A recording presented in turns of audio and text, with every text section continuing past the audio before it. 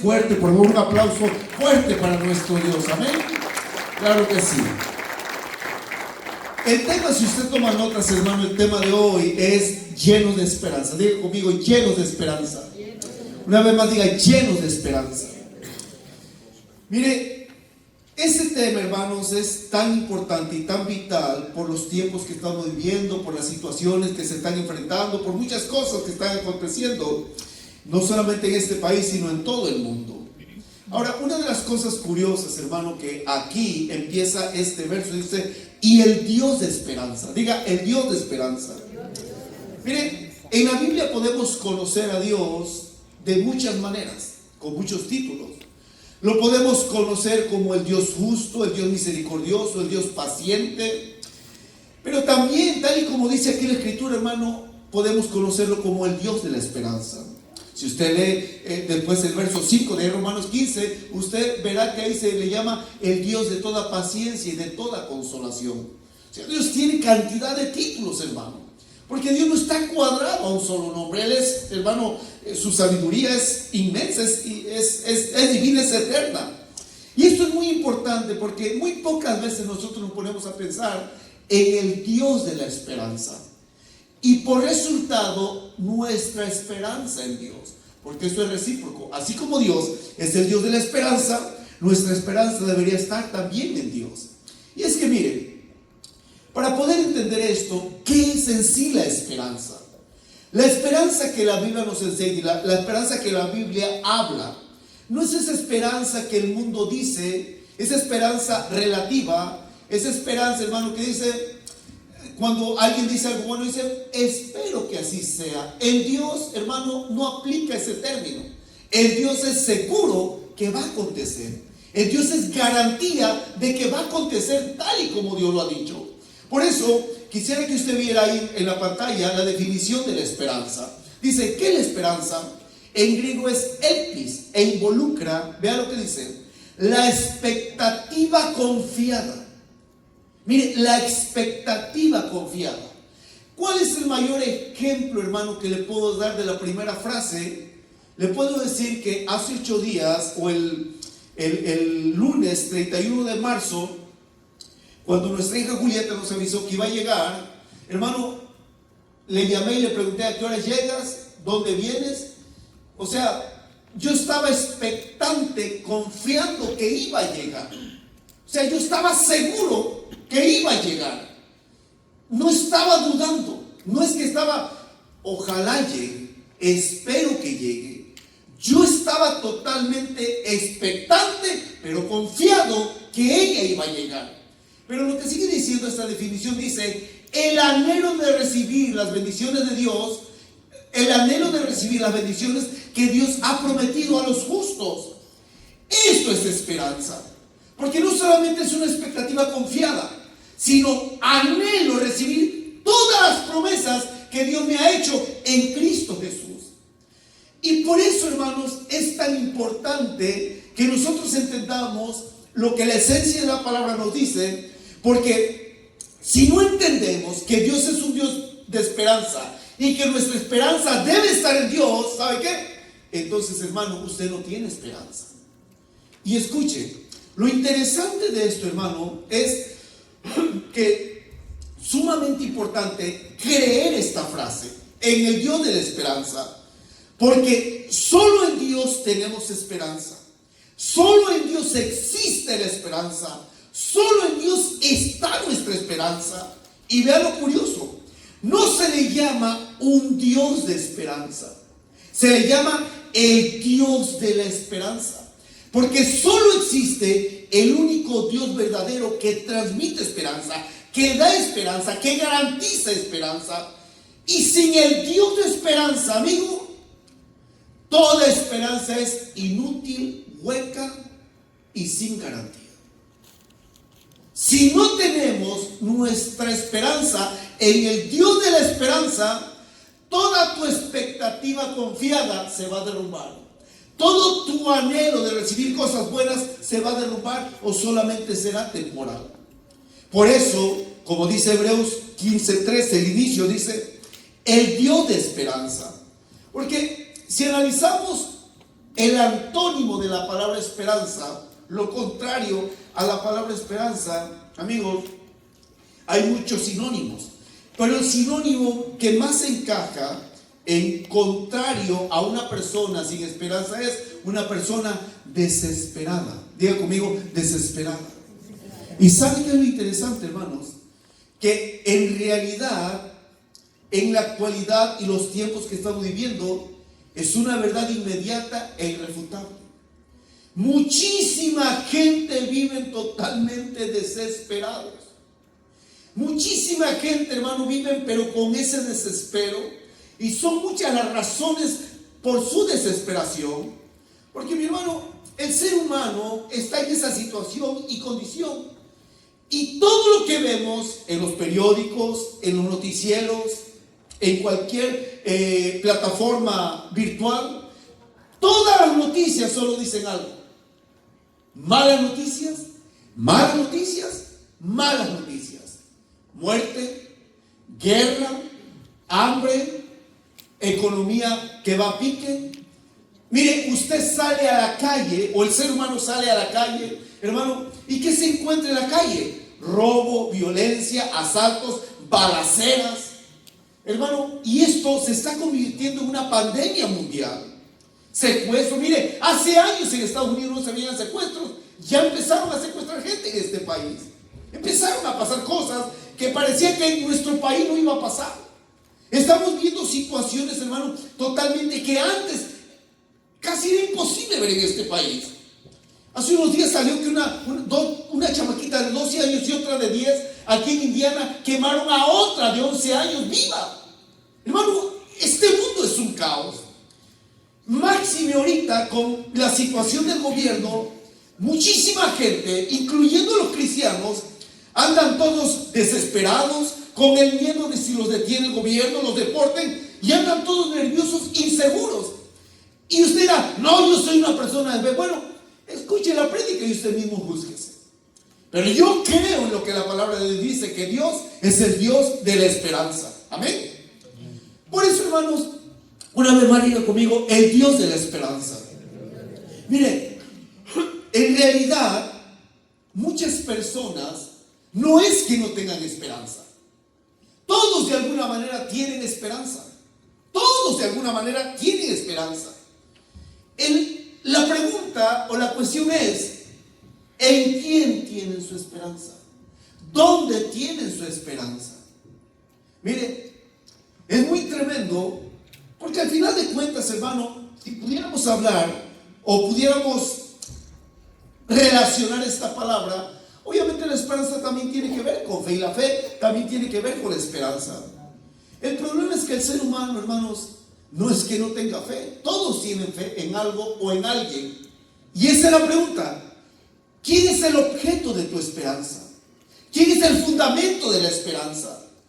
¿Dónde está la base de la esperanza del ser humano?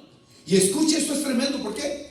Porque muchísima gente, hermano, no es que no tengan esperanza, no es que no tengan fe, no es que de alguna manera, relativamente hablando, no es que no confíen en algo o en alguien, pero confían no en el Dios de la esperanza, sino ponen su esperanza en otras cosas. Y te quiero decir, querido oyente, iglesia, si creemos en el Dios de la esperanza y ponemos nuestra esperanza en ese Dios, nunca te vas a decepcionar.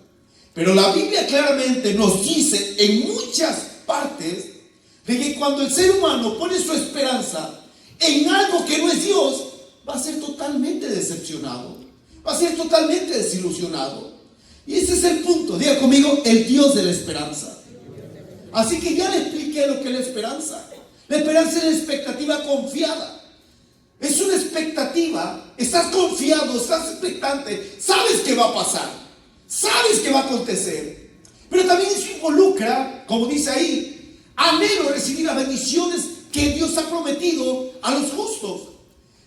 Iglesia, Dios, todas las promesas de Dios en Cristo son amén, y así sea. Pero si no tienes esa esperanza, pues mira, tienes tu esperanza puesta en otra cosa. Y por eso es que Dios es el Dios de la esperanza, y nuestra esperanza debe estar puesta en ese Dios, en el único Dios vivo. ¿Por qué?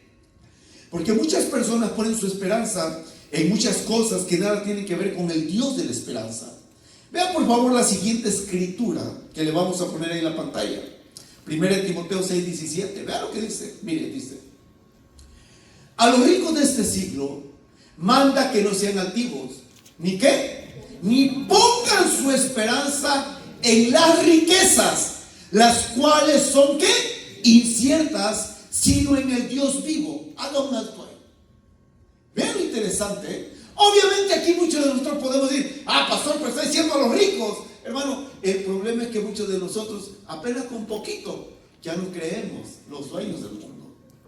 Porque muchos de nosotros, si los números están bien en la cuenta del banco, hay paz. Tranquilo, no te preocupes. Pero ahí analízate, ¿en quién estás poniendo tu esperanza? ¿En qué estás poniendo tu esperanza? Y claramente el apóstol Pablo, obviamente, hermano, al medio del verso dice: no pongan su esperanza en las riquezas. Y vean lo interesante, en el tiempo de Pablo no existían los bancos, en el tiempo de Pablo no existían las instituciones financieras que hoy existen.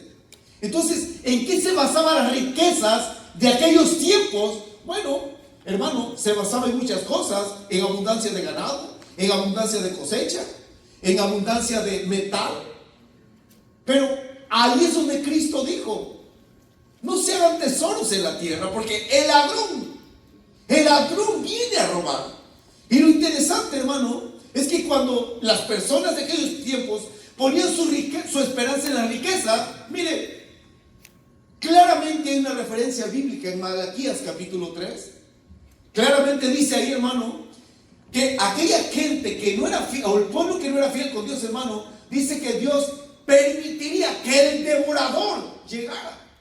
Y saben que muchas veces, hermano, pensamos que esa palabra devorador ahí literalmente se refiere al diablo, pero ¿sabe que no?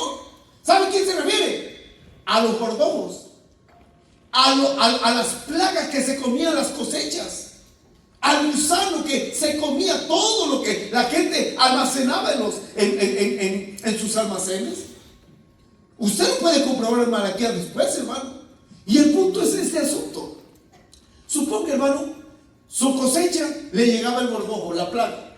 Al ganado le llegaba el gusano, también la plaga. ¿Y saben qué pasaba con todas esas riquezas? Se moría totalmente.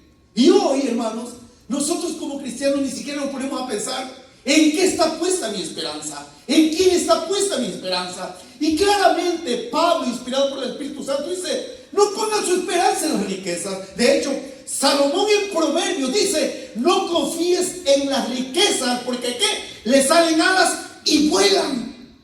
Hermano, el dinero es tan cambiante. Y esto es interesante porque esa es la pregunta, hermanos, la cual nos deberíamos hacer: ¿en qué está puesta mi esperanza? Y es que obviamente, hermano, escuchen, mucha gente pone su esperanza en lo que genera riquezas. ¿Qué significa eso?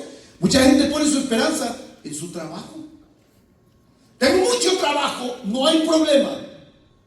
Pero ¿y si te enfermas y no puedes trabajar? Tengo muchos contratos, pero ¿y si no tienes gente para trabajar?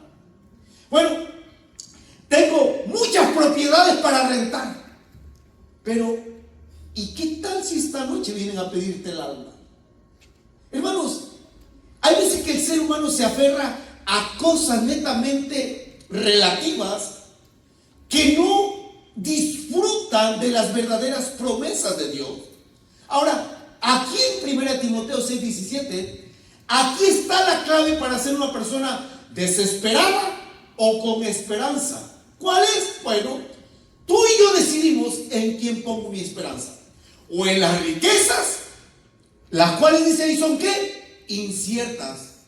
O si no dice, sino en el Dios vivo, quien nos da todas las cosas en abundancia para que las disfrutemos. Así que somos usted y yo en quien ponemos nuestra esperanza: en las cosas materiales o en el Dios vivo. ¿Y sabe qué? Yo le recomiendo que ponga su esperanza en el Dios de la esperanza, porque cielo y tierra pasarán, pero Dios no pasa. economía, pero Cristo nunca caerá. El reino de Dios, dice la Biblia en Hebreos, hemos recibido un reino que inconmovible. Ahorita, hermano, cualquier cosa, mire, los mercados bursátiles, las bolsas mundiales de inversión, hermano, mire, es una total montaña rusa, hermano. Conocí una personita por ahí, hermano, que amo mucho, que quiero mucho, que aprecio mucho a esta persona. Me dice, ¿sabe? Hice una inversión en los bitcoins. Ahorita dice, cada bitcoin vale $600. Le digo, vamos, eso. Dice, no, quiero que se dispare y me retiro. ¿Cuál va a pasar, hermano? Que los bitcoins cayeron a menos de $1. Le digo, ¿qué? ¿Cómo la inversión? No, hombre, dice, eso no da ni para respirar, no da nada, dice. Pues ¿dónde está esa gran inversión? Hermano, la mejor inversión, ¿sabe cuál es? Invertir en el reino. Invertir en lo que verdaderamente vale la pena y confiar en lo que verdaderamente vale la pena. Porque el reino de los cielos no se basa en el precio del petróleo, en el precio del oro, en el precio del dólar, el eurodólar. ¿Sabe qué? Está basado en las promesas de Dios. Si confiamos en el Dios vivo, su esperanza será viva, su fe será viva. ¿Y sabe qué? Usted siempre va a mantener una actitud viva. Si no, va a parecer todo desesperado. Porque usted cree que la gente, hermano, hay veces que así el cristiano es medio raro. Miren, el ser humano, hermano, mientras tenga más trabajo y trabaje más, está más confiado. Cuando debería ser al revés. Aprender los principios de la Biblia. ¿Sabe? No le estoy hablando de economía, hermano. Pero ¿sabe lo que el Señor dijo? Dice, los hijos de este siglo son más sagaces que los hijos del reino. ¿Sabe lo que está diciendo el Señor? Los que no son cristianos tienen más sabiduría para hacer negocios que los mismos cristianos. ¿Por qué? Porque nuestra esperanza está en nuestra capacidad humana, en nuestra facultad humana. Y le quiero decir que si nosotros permitimos, hermano, y decidimos creer en el Dios vivo, dice que Él nos dará todas las cosas. ¿En qué? En abundancia. Diga, abundancia. ¿Sabe que Dios no es un Dios poquitero? ¿Sabe quién nos hacemos limitados, poquiteros y mediocres? Nosotros mismos. Vean esto que le voy a decir. Usted recibe lo que usted da. Y no le estoy hablando, hermano, de que usted siembre $1,000 y va a recibir $1 millón. No, para nada. Lo que le estoy diciendo es que cuando invertimos en el reino de Dios, tal y como dice Proverbios, la bendición de Jehová es la que ¿qué? Enriquece. Y como dijo alguien, el verdadero rico no es el que más tiene, es el que menos necesita. Porque ¿qué sirve que la gente tenga mucho dinero si no tiene paz, no tiene salud, no tiene armonía, no tiene nada? Entonces, hermanos, es importante que analicemos lo que son las riquezas en Dios. Ahora, el ser humano, como lo voy a repetir, aquí está la clave de la esperanza y la desesperación. ¿En quién ponemos nuestra esperanza? Miren, muchos ponen su esperanza en las cosas materiales, en la capacidad humana, en la ciencia, en el gobierno, en los políticos. Miren, hermano, ¿cuánta gente gritó Trump, Trump, Trump? ¿Qué pasó ahorita? ¿Usted lo está viendo? El famoso Dodge, con ese Elon Musk. ¿A cuántos miles ha corrido? ¿A cuántos miles ha dejado sin trabajo? Y ha dejado sin trabajo a esos miles que gritaban Trump. Hoy fue un día que en los 50 estados mandaron una invitación a hacer una manifestación nacional. ¿Saben para qué? Porque están en contra del que ellos mismos pusieron. ¿Cuánta gente no puso su esperanza en Donald Trump? Digo, esta grabación no me la publiquen hasta que yo la vea, porque si no olvides, hermano, aquí va a caer migración y nos llevan a todos, bueno, la mayoría, y van a decir el pastor tuvo la culpa. No, tranquilo. Pero cuánta gente pone su esperanza en el ser humano, en los políticos. Mire, esto es interesante, hermano. En los líderes religiosos, el ser humano busca el hombre perfecto, el político perfecto, el empresario perfecto, el líder perfecto. Y le quiero decir algo, tenemos que aceptar una verdad. Nunca lo encontraremos. Nunca encontraremos a la persona perfecta, porque todos somos pecadores. Tenemos que aprender a lidiar con esta sociedad, con ese mundo caído donde cada quien enfrenta su propia lucha, su propio sufrimiento, sus propias presiones. Tenemos que ser honestos y realistas. Este mundo es un mundo caído, donde vive gente caída, hermano, que por la pura gracia de Dios, el que nos sostiene es nuestro Dios. Por eso es importante en quién tiene su esperanza. Si bien es cierto, hermano, existen muchos políticos, miles de políticos honestos, pero recuerden, no dejan de ser humanos. Perdón, no dejan de ser seres humanos. Seres humanos imperfectos, débiles.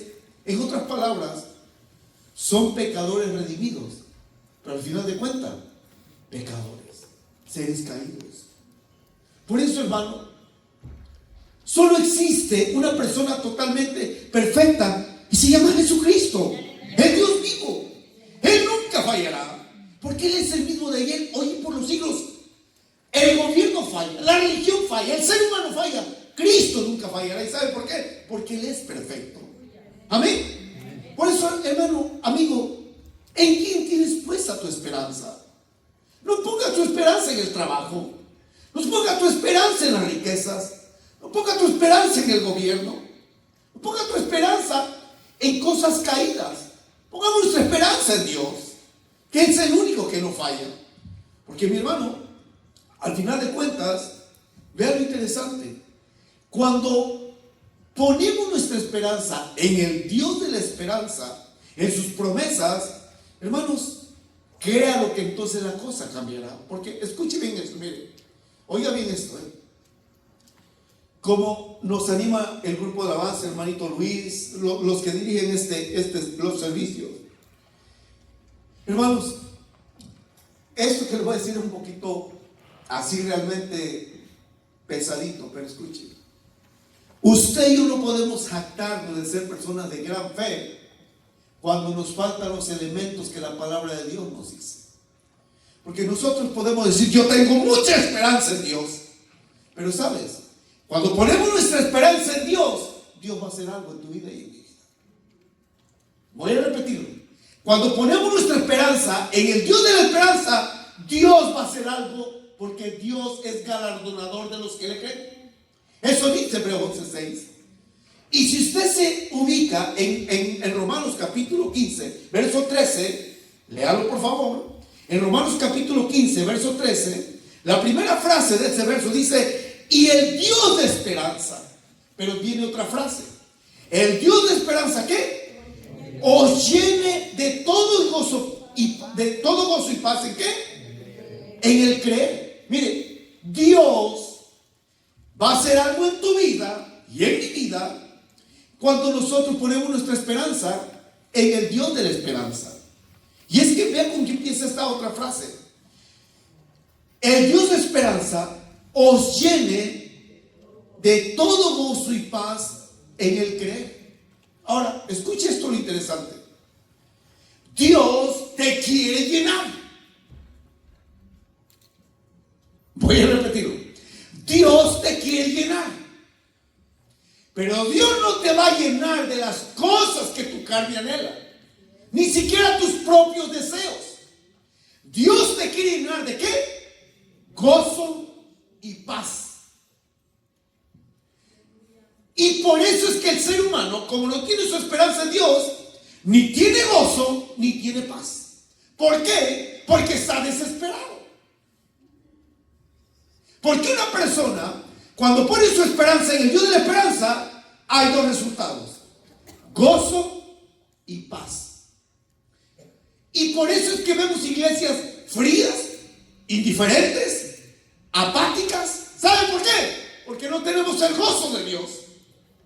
Y no, hermano, no me vengas con el cuento, Dios sabe lo de adentro. Sí, ese desespero que hay en ti, que hay en mí, esa apariencia religiosa, todo bien, no, está todo bien. Porque si estuviera todo bien, tuviéramos gozo y paz en el Señor. ¿Por qué? Porque nuestra esperanza está en Él. Mire, esto es agresivo y ofensivo, pero es lo que la palabra de Dios dice. Dios nos quiere llenar de gozo y de paz. La pregunta es: Y esta es la pregunta. ¿Quieres que Dios te llene de gozo y paz? A ver, sea honesto. ¿Usted quiere? ¿Sabe qué? Ponga su esperanza en Él. Y pastor, pero es que a Dios no lo veo. Es que a Dios no tienes que verlo, a Dios créele solamente. A Dios no lo veas. Te quiero decir algo. Cada quien enfrenta sus luchas, sus pruebas, sus conflictos, cada quien. Pero una cosa estoy seguro y te lo quiero decir con plena convicción, iglesia: Dios no falla. Dios no falla. Aun cuando nosotros fallemos, Dios no falla. ¿Y sabes por qué? Porque 23 años llevamos como iglesia y Dios no ha fallado. Y nosotros le hemos fallado cantidad de veces, pero Dios no falla. Y te digo, cuando yo veo esa realidad en Dios, lo único que me queda decir es: gracias por tu fidelidad. Tú eres fiel, como la palabra dice. Dios permanece fiel, aun cuando nosotros seamos infieles. No es por mi bondad, no es por mi fidelidad. ¿Saben por qué? Es porque Dios dice: por amor a mi nombre. No es por amor al tuyo, no es porque tú seas buena persona. Es que mi nombre, mi fama, mi reputación está de por medio, y nunca dejaré que mi nombre sea pisoteado. Hermano, les voy a decir algo. En momentos que mi fe es puesta a prueba, donde mi esperanza es sacudida, y se lo digo públicamente para que usted lo haga también, e imite la fe de sus pastores, yo voy como Moisés. ¿Se acuerdan lo que le dijo Moisés a Dios? Dios, sacaste al pueblo para matarlo en el desierto. ¿Qué van a decir los egipcios? Señor, no permitas que tu nombre sea blasfemado. Y voy con Dios y le digo: Señor, tú nos trajiste a este lugar. ¿Vas a permitir que el mundo se ría de que nos corrieron de aquí? ¿Vas a permitir que el mundo se burle solamente porque no te creemos como tú quieras creer? ¿Y sabe qué? Ahí es donde opera Dios. Dios, hermano, obra de manera sobrenatural. ¿Sabe qué? Él provee. Por eso yo te quiero decir algo, hermano. Tienes el gran reto y el gran desafío de ser parte de esto. No importa quién tú seas, no importa cuántos años lleves en esta iglesia. Dios no te ha fallado. Mójate, métete, comprométete. ¿Sabes por qué? Porque al final de cuentas Dios va a cumplir. Porque al final de cuentas Dios es fiel. Y como resultado, Dios te quiere llenar ¿de qué? De gozo y de paz. Si es que tú quieres. Y escucha esto. De una o de otra manera todos estamos llenos de algo. Oh, sí. Si no está lleno de Dios, está lleno de la carne. Si no está lleno de fe, está lleno de dudas. Si no está lleno de la palabra, está lleno de cualquier otra cosa. Pero de que tiene llenura, tiene llenura. Y esa es la pregunta: ¿de qué estoy lleno? ¿De qué estoy lleno? ¿Estoy lleno de esperanza o estoy lleno de dudas? ¿Estoy lleno de inseguridad? Mira, puede que esté lleno de tanto reclamo a Dios, de tanto reproche a Dios, pero está lleno. En vez de que esté lleno de Dios, está lleno de quejas, de lamentos, de inconformidad, de trauma, de complejos. Mira, lo que Dios dice: de todo lo que está lleno, te quiero vaciar para llenarte de lo que verdaderamente vale la pena, que es mi gozo y mi paz. Eso es lo que Dios te quiere llenar. Pero la pregunta es: ¿tú quieres estar lleno de eso? Porque mira, hermano, veo las caras de ustedes y me animan tanto a seguir predicando con tanto gozo. ¿O están así? No, con ese gozo y paz que ustedes tienen, olvídense. Pero ¿saben qué es lo lindo? Que es lo bueno, que no me sostienen su risa o sus caras, sino con lo que me sostiene es mi compromiso con Dios. La responsabilidad que tengo ante Dios. Lo que usted haga con esta instrucción es asunto suyo y es asunto mío. Claro. Mire, un día alguien lo dijo: usted es responsable de lo que Dios le ha dado. Claro. Mire, toda bendición que Dios nos da, hermano, nosotros somos responsables de lo que hacemos. Por ejemplo, cuando el Señor convirtió el agua en vino, Él dijo: yo convertí el agua en vino, hagan ustedes con el vino lo que quieran. Pero ¿saben una cosa? Lo que Dios dice: yo ya te di la vida. Lo que tú hagas de la vida es tu problema, pero me darás cuentas. Yo ya te di riquezas. Lo que hagas con eso, asunto tuyo, pero me darás cuentas. Por eso, hermano, ese es el asunto. ¿Dónde está el gozo y dónde está la paz? Pues, ay, pastor, hace tiempo que la perdí. Pues recupérala. Recupérala. Porque en Dios se tiene que recuperar todo. Amén. ¿Dónde dejó el gozo? ¿Lo trae en el bolsillo? ¿Qué? Sáquelo. Porque lo que Dios dice, hermano, es: y el Dios de esperanza os llene ¿de qué? De gozo y paz. ¿En qué? En el creer. Vean lo interesante. Cuando hay llenura de gozo y paz, ¿sabe qué? Nuestra fe se va a fortalecer. Nuestra fe se va a fortalecer. ¿Y sabe por qué? Porque estamos confiando en Dios. Y esto es tremendo, hermano. ¿Por qué? Porque la pura realidad, muchas personas están totalmente llenas de dudas. Y oigan, cuando están llenas de dudas las personas, cuando están llenas de inseguridad, mire, créalo, hermano, las personas, y esto va a sonar todavía un poquito más pesado, pero hermanos, tu esperanza no es una esperanza viva, es una esperanza hueca, vacía, artificial, aparente, pero no es una esperanza como la que Dios quiere que tú tengas. ¿Por qué? Porque vea lo que dice la siguiente escritura. Le estoy dando palabra, vea lo que dice: bendito el Dios y Padre de nuestro Señor Jesucristo, que según su grande misericordia nos hizo ¿qué? Renacer para una ¿qué? Diga esperanza viva. Diga esperanza viva. Dice: por la resurrección de Jesucristo de los muertos. ¿Cómo debería ser nuestra esperanza? ¿Por qué? Bueno, en una sola frase, ¿por qué debería ser una esperanza viva? ¿Sabe por qué? Porque Cristo está vivo. Ahí está la clave. Porque Cristo está vivo. Porque Dios es un Dios vivo. Mire, los hindúes necesitan 600 dioses para dar un poquito de esperanza a sus seguidores. Y lo digo con mucho respeto. Los budistas necesitan meditar mucho para tener un poquito de esperanza.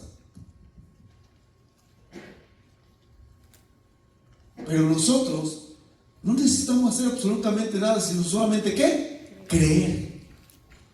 Por eso dice ahí: bendito el Dios y Padre de nuestro Señor Jesucristo, que según su grande misericordia nos hizo renacer para una esperanza ¿qué? Para una esperanza viva. Porque, mi hermano, si ponemos nuestra esperanza en el Dios vivo, entonces ¿qué tenemos? Una esperanza viva. Porque nuestro Dios está vivo, nuestra fe está viva, nuestro ánimo está vivo. Esperamos que las promesas de Dios se hagan realidad no solo en este mundo, sino también en la eternidad. ¿Sabe por qué? Porque Dios está vivo. Diga, Dios está vivo. Y esto es interesante, hermano. ¿Por qué? Porque ahí está una de las claves más importantes para nuestras vidas. Primeramente, ¿quién es el objeto de mi esperanza? ¿Cuál es el resultado de una esperanza viva? Gozo y paz. Pero ¿sabe qué? Aquí se manifiesta, hermano, a que Dios dice: quiero que tu esperanza sea viva. No una esperanza como la que el mundo da. No una esperanza de esa a ver si pasa. No, tu esperanza tiene que ser ¿cómo? Diga, viva.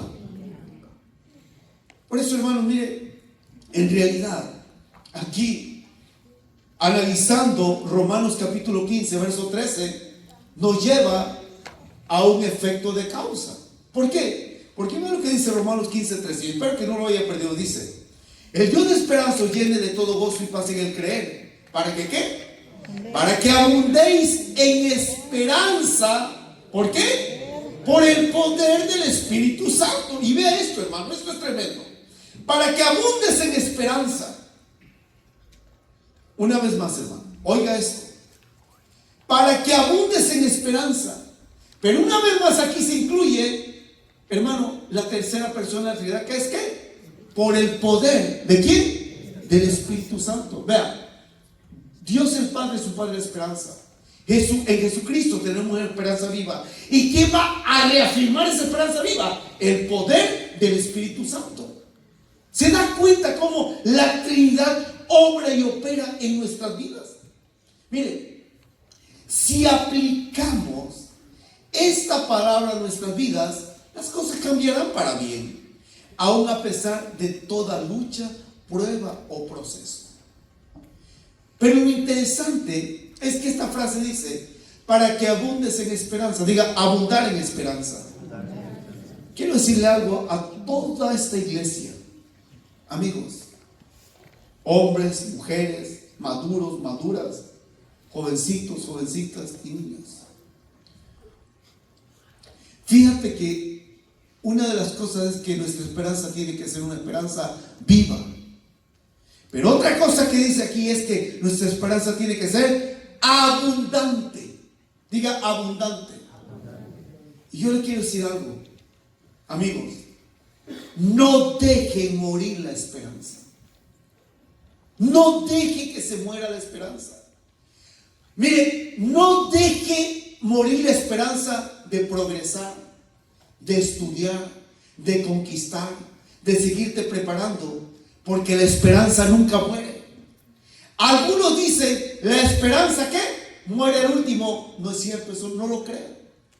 No es cierto, hermano. Quizás muera la esperanza de algunos porque no tienen su esperanza en la persona correcta.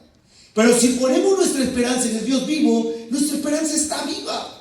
Porque Cristo está vivo y Él da vida en todos los ámbitos a aquellos que ponen su esperanza en Él. Por eso, hermano, mire, cuánta tristeza,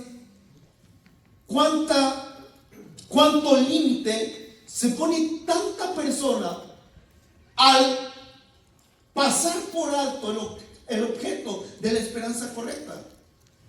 ¿Cuánta gente tenía la esperanza de estudiar?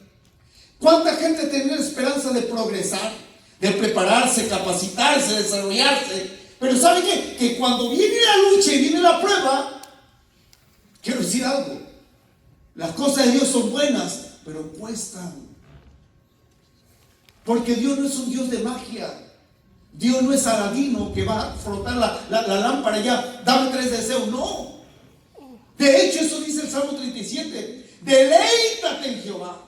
Ve el requisito que Dios dice. Solo deleítate. ¿Y qué más dice? Él te concederá las peticiones, los deseos de tu corazón. Pero ¿cuál es el requisito? Lo mismo que dice Romanos 15:13. Gozo y paz. Ese es el punto. Y por eso es que, hermano, honestamente se lo digo, mucha gente puede tener muchas cosas materiales, mucha gente puede tener cantidad de cosas que el dinero puede comprar.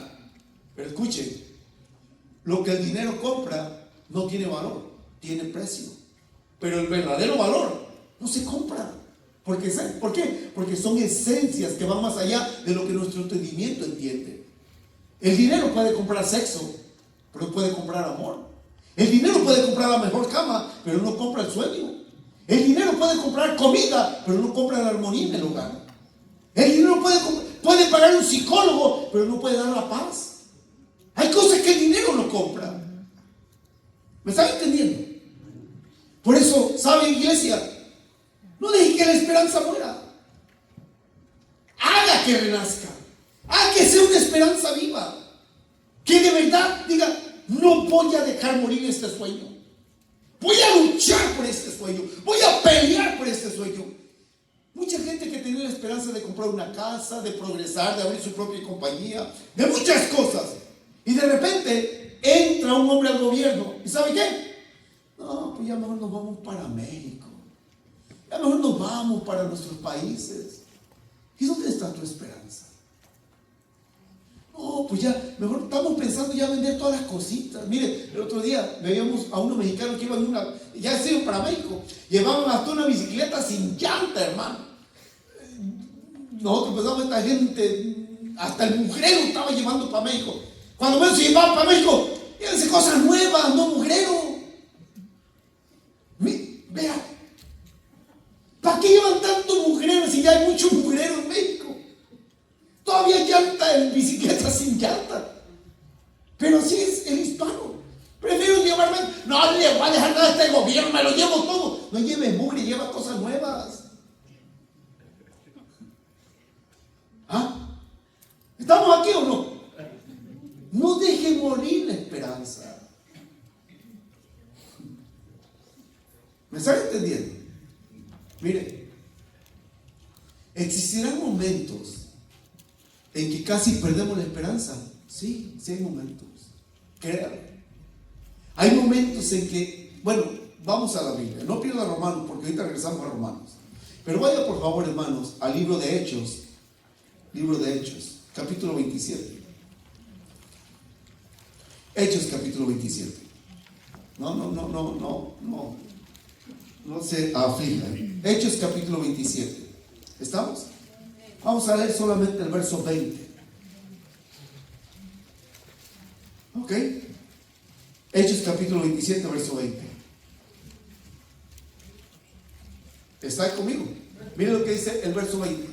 Hechos 27, 20 dice: y no apareciendo ni sol ni estrellas por muchos días, y acosados por una tempestad no pequeña, ya habíamos perdido toda esperanza de salvarnos. Vean, ¿acaso no es la situación de muchos? Dice ahí, aquí el escritor es Lucas: no apareciendo ni sol ni estrellas por muchos días, y acosado por una tempestad no pequeña. Mire, hace tiempo usted no ve el sol, usted no ve las estrellas, y lo único que está viendo es una tremenda tormenta sobre su vida. Amigos, la vida no es justa, la vida no es fácil. ¿Qué significa eso? Que en tu vida va a haber tormenta, que en tu vida va a haber días en que todo lo vas a ver nublado, no vas a ver ni el sol ni en caricatura. Pero ¿sabes qué es lo interesante? Que aun cuando las nubes estén tapando los rayos del sol, el sol ahí está, las estrellas ahí están. ¿Acaso no debe de cantar: aunque mis ojos no te puedan ver? ¿Qué más dice el grupo de la voz? Sé que estás ahí. Y él me dijo: ¿dónde estás, Dios? Pues Dios ahí está. Si yo no te veo, es que Dios nunca le prometió que le íbamos a ver y tampoco a sentir. Aunque eso lo metieron en esa canción. Lo que el Señor prometió es: yo voy a estar contigo, me veas o no me veas, me sientas o no me sientas. Es un asunto de fe. Ahora este es lo curioso. Lucas, hermano Lucas, que es el que está escribiendo aquí, dijo: no vimos el sol ni las estrellas, y una tormenta fuerte, y habíamos perdido toda esperanza. Vean. Pero ¿saben lo interesante? Que en medio de toda tormenta alguien tiene que brillar. Alguien tiene que mire, alguien tiene que ver las cosas diferente, pensar diferente, actuar diferente, hablar diferente. Porque si no somos nosotros hijos de Dios, entonces ¿quién?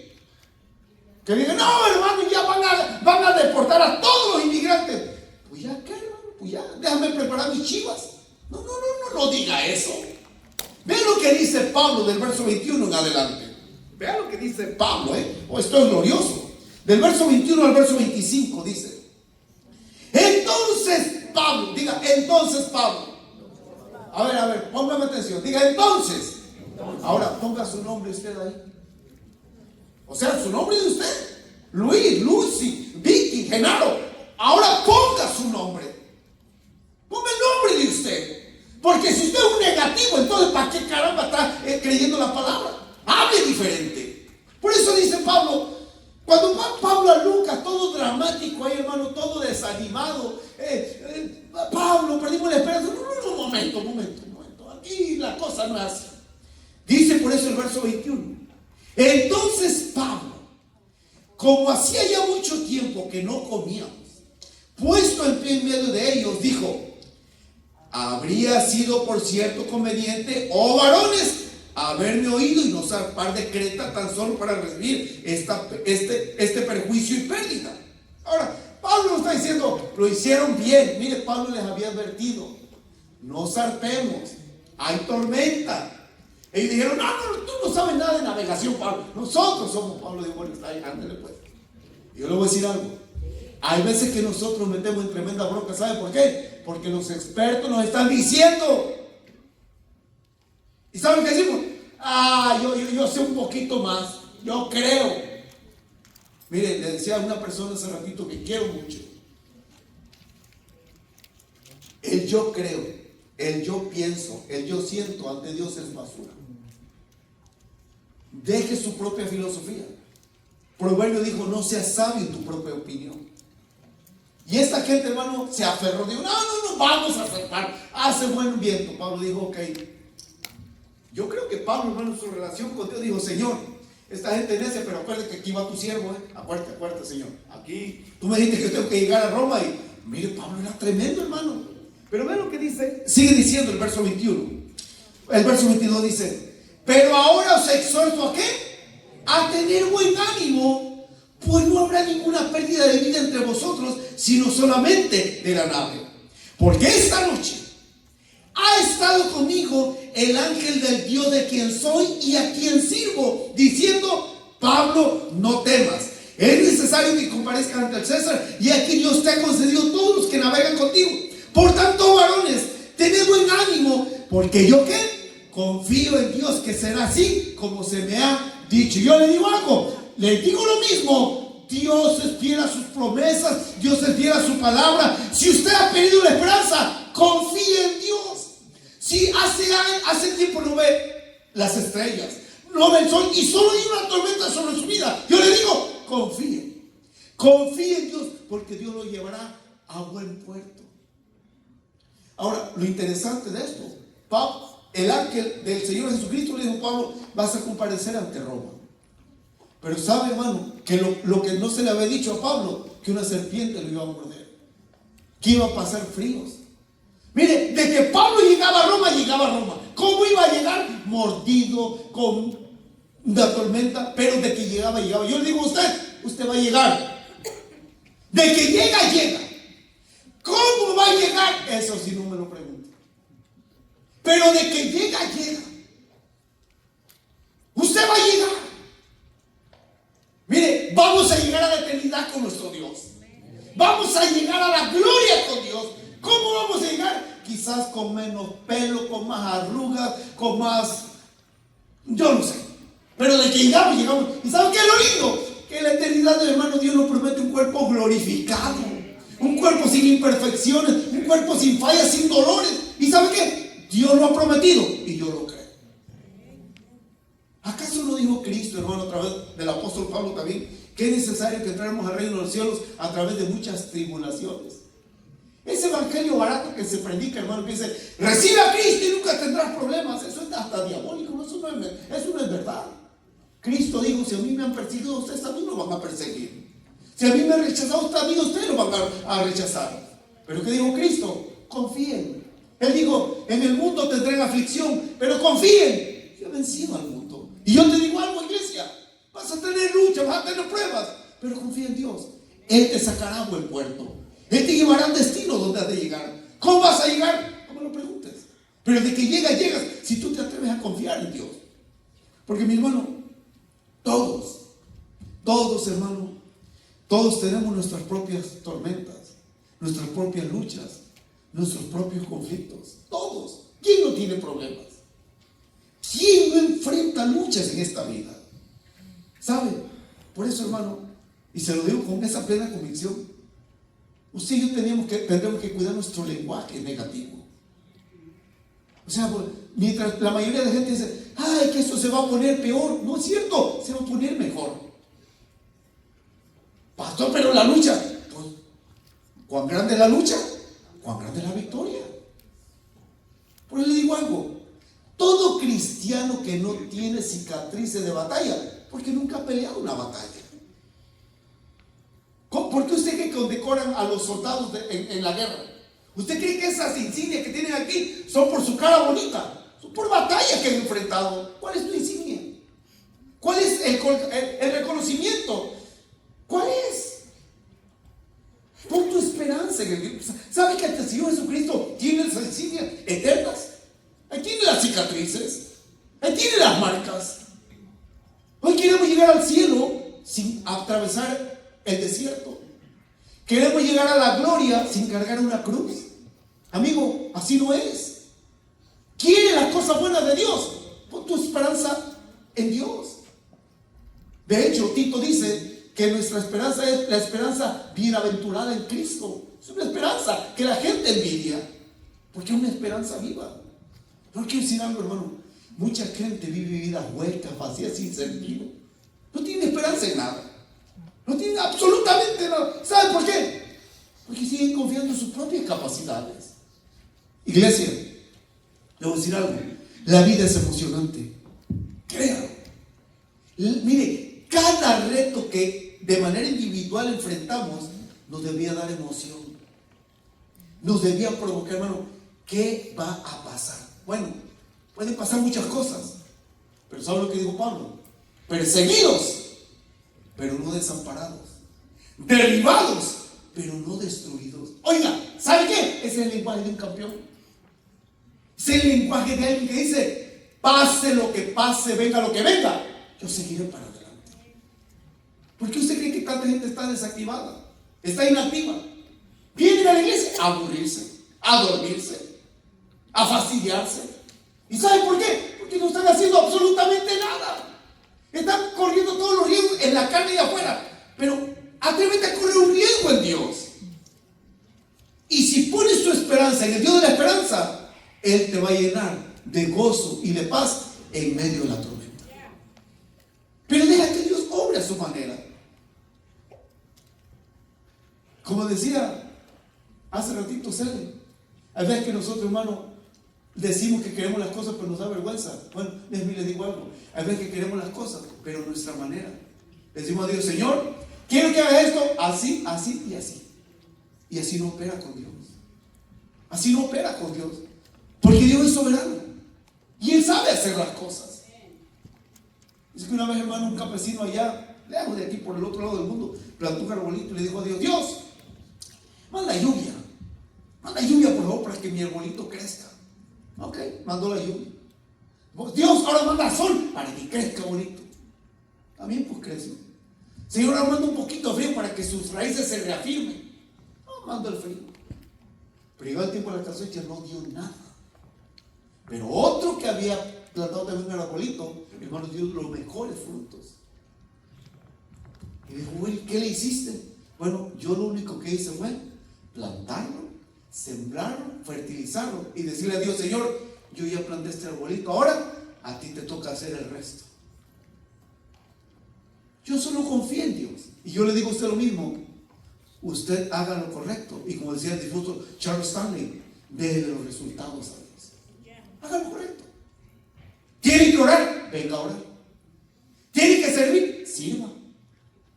¿Tiene que enfrentar luchas? No está solo. Para eso venimos a orar, para que Dios lo fortalezca. ¿Tiene que enfrentar a leones? Tiene al león de la tribu de Judá de su parte. No estamos solos. Por eso en Dios hay esperanza. Y con Dios nunca se pierde. Con Dios siempre se gana, aunque parezca lo contrario.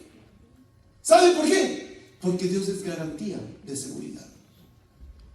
Ahora, ¿es válido, hermano, que en ocasiones uno quiera perder la esperanza? Sí, por la lucha. La vida no es justa, iglesia. Vivimos en un mundo caído, con gente caída, y que cada vez esto se pondrá peor. Pierda la esperanza. Aquí sí le digo: pierda la esperanza de que esto va a mejorar. Cada vez esto va para abajo. Tenga la esperanza en que mejore usted su relación con Dios. Eso sí es glorioso. ¿Por qué? Porque el Señor Jesucristo claramente lo dijo. Pierda la esperanza, hermano, que los gobiernos del mundo van a arreglar el mundo. No. Claramente la Biblia dice, 1 Juan 5:19, ¿sí? Sabemos que somos de Dios y el mundo entero está bajo el maligno. Detrás de cada gobierno siempre hay influencia satánica. Así que pongamos nuestra esperanza en Dios. ¿Por qué? Porque mire, con esto yo termino. Y de verdad se lo digo, iglesia. Yo no sé cuál sea su situación, su condición, pero si usted está desesperado, yo le digo que en Dios hay esperanza, porque Él es el Dios de la esperanza. Mire, ¿sabe qué hay gente, hermano? Hay personas que quieren morirse para disfrutar de las cosas buenas de Dios. La pregunta es, si usted ya tiene a Cristo, ¿usted ya tiene la vida eterna o no? ¿O tiene que morirse para tener la vida eterna?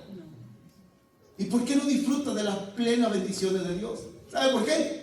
Porque no hay gozo y no hay paz. Y no hay esperanza en Dios. En el Salmo 16, ¿sabe lo que el salmista escribió? Dice: Dios, hay delicias a tu diestra y solo en tu presencia hay ¿qué? Plenitud de gozo. Ahí está. Ahora, hay mucha gente que dice: Solo en tu presencia y plenitud de gozo. Señor, cuando estoy en tu presencia en la eternidad, ¿pero acaso no está Dios aquí en este momento? Porque Dios es el mismo de ellos. ¿Por qué? Porque quiere esperar a morirse para disfrutar la plenitud del gozo. ¿Por qué? Disfrútelo ya. Disfrute la bendición de Dios ya, poniendo su esperanza en el Dios de la esperanza. Así que mire, yo no sé de verdad su tormenta, su lucha. No conozco ni su infierno. Infierno, hermano, por favor no lo entiendas desde el punto de vista, hermano, eterno. Infierno es su lucha, su sufrimiento que usted está enfrentando en este momento. Pero lo que sí le digo, mejor conozca la gloria del Señor, y esa va a cambiar su vida. Amén. Por eso, hermano, Dios lo quiere llenar. Dios quiere llenarlo de gozo y de paz, pero que su fe se fortalezca. Pero ¿de qué usted quiere ser lleno? ¿De qué quiere llenarse? ¿O de quién quiere llenarse? ¿Va a andar todo desesperado? ¿Va a andar mordiéndose las uñas? ¿Va a andar arrancándose los cabellos? O sea, ¿cómo va a andar? Miren, y si mañana el Señor lo bendice más de lo que usted se imagina, o si el Señor mañana le manda la peor tormenta de su vida, ¿qué va a hacer? Dios es Dios en medio de la tormenta, por encima de la tormenta y enfrentando cualquier tormenta. Así es Dios. No pierda la esperanza. Jóvenes, no pierdan la esperanza de seguir estudiando. No la pierdan. Muchos de ustedes dirán, es que no tengo los recursos. Si tienes a Dios, lo tienes todo. Pero si no tienes tu esperanza en Dios, no importa cuánto te diga yo que en Dios todo se puede, estás aferrado a esa frase, a esa fortaleza, y nadie te va a poder sacar de ahí si tú no le crees a Dios. ¿Cuántos entendimos? Bueno, ¿en quién va usted a poner su esperanza? Hermano, cada quien tiene que tomar su decisión. Mi hermano, de verdad, y se lo digo, valga la redundancia, el miércoles pasado cumplí 53 años, pero hace buen tiempo decidí vivir cada día como si fuera el último. A mí no me importa y no me interesa lo que la gente diga, lo que el mundo diga, lo que el gobierno diga. ¿Sabe qué? Decidí disfrutar cada día como si fuera el último. Y obviamente, hermano, no estoy hablando, hermano, de descuidarme, no. Mire, cada vez que me ponen un bistec enfrente, me lo voy a saborear como usted no se imagina. Cada vez que me ponen una rica comida enfrente, ¿qué tal si mañana ya no estoy? Esto, por favor, lo editan. Varón, estás trabajando pero a lo bestia, ahorrando, y si te mueres, lo va a disfrutar otro que no trabajó. Así que ¿sabe qué? Mejor lo disfruto yo. Hermana, tanto estás trabajando, y si te mueres, ¿sabe qué? Lo va a disfrutar otra. Por eso disfrútalo. Y no te estoy diciendo que tengas un derrochador. Sé sabio. ¿Sabes por qué?